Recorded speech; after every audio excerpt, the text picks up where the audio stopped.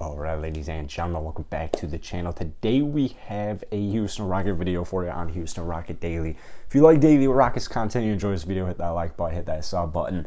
I want to talk about some things we can expect from the Houston Rockets in the offseason, and unfortunately, it's going to be super quiet, man. I have a feeling that it is going to be unbelievably quiet. The reason being, you still have John Wall under contract. I guess technically he has a player option. I'm looking at the number here, $42.782 million.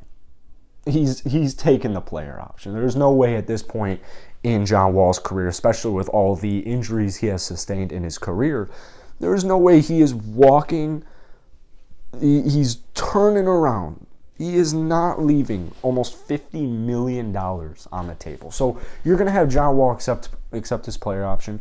Then you're going to have Eric Gordon, another year of Eric Gordon, who's making about 18. Actually, no, it's going to go up to like $21 million for this next season. So you have right there, you're looking at like $60 million at least. Like you're looking at like $65-70 million actually. So, you know, it's going to be a tough offseason as far as like if you're looking for, you know, crazy things. You know, I love the DeAndre Ayton possibility, and I love the Mitchell Robinson possibility. I love all these possibilities.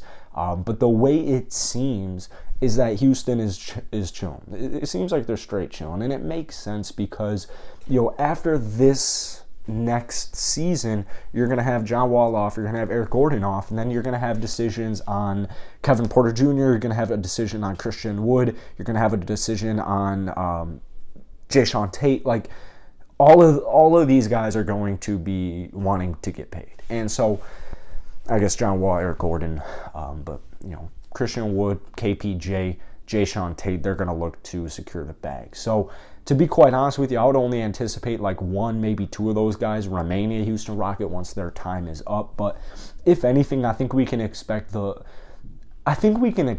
least a signing. I mean, you know, they'll make a move in free agency. If I'm being real, I think it's probably going to be something super lame like the Daniel Tice signing. I mean, what a swing and miss that was.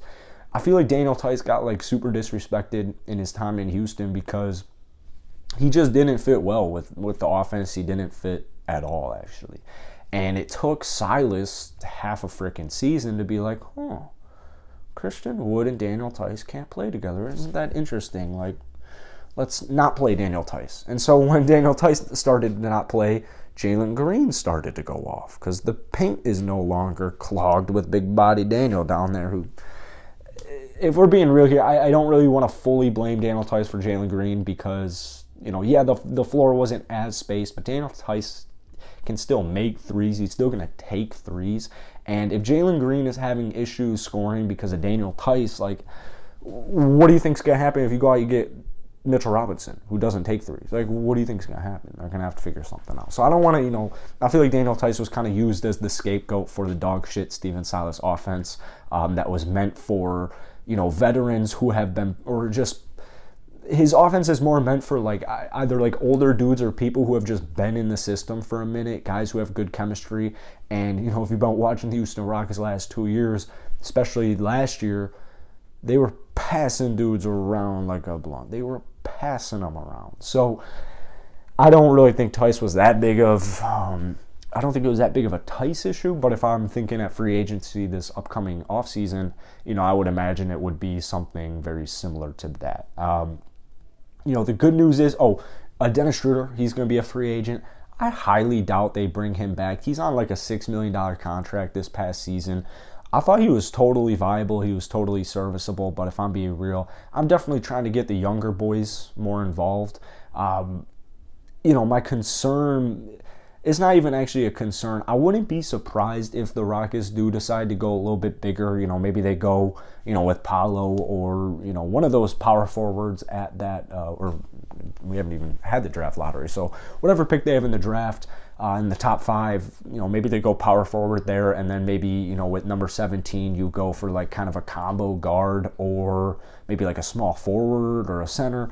You know, who knows what the Rockets are going to end up doing. I wouldn't worry too much about positions, but, you know, it wouldn't really shock me if Houston was thinking to themselves, like, yeah, Daishen Nix, he's cool, but, like, you know, we're trying to actually win basketball games. we're not going to win the championship next year, but I don't know about you guys, I'm sick of having the worst record in the NBA. There's people who hate it more, and it's the dudes in the Houston Rockets organization are playing for him. They're not happy about it. So who really knows how the draft is going to go? But like I said, I wouldn't be surprised if they bring back Dennis Schroeder, because you just don't really have another viable option at that position. So maybe you give him, a 2-year contract on a team deal or something of sorts. I personally don't really want it, but I also know Dennis Schroeder, who was the scapegoat with LeBron James, he's a good basketball player. He can hoop, and he can help you win, as we kind of saw him doing a little bit of everything in his very brief stint with Houston before he kind of got shut down there. So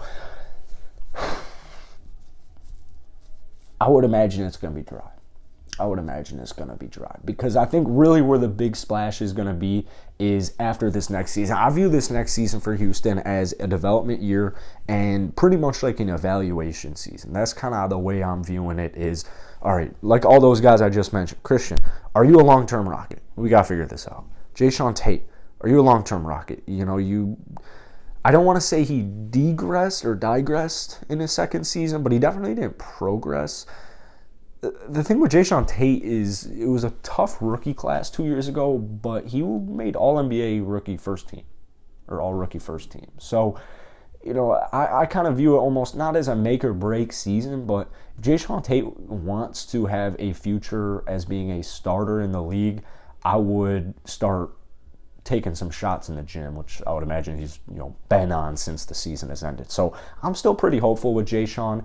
And then, like I said, you have KPJ. I know there's a lot of KPJ haters out there in the Rockets sphere, which just baffles me. It's just figure it out. But I'm hoping KPJ pans out. In fact, I would go as, I just made a KPJ video not too long ago. So I would go as far to say that he's going to have a good season. It's not like he had a bad season last year. We saw career high from downtown. We saw a decrease in turnovers. We saw just an increase in efficiency in general.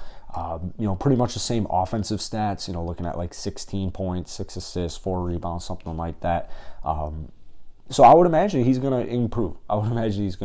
So that's the way I view this next season. And, when you're about to enter an evaluation year where, you're trying to get all this money off the books to make a big splash in 2023, it's just hard for me to imagine a deal where you're going to be seeing new faces in Houston, maybe 1 or 2, or I guess at least 1, but 2 might even be stretching it.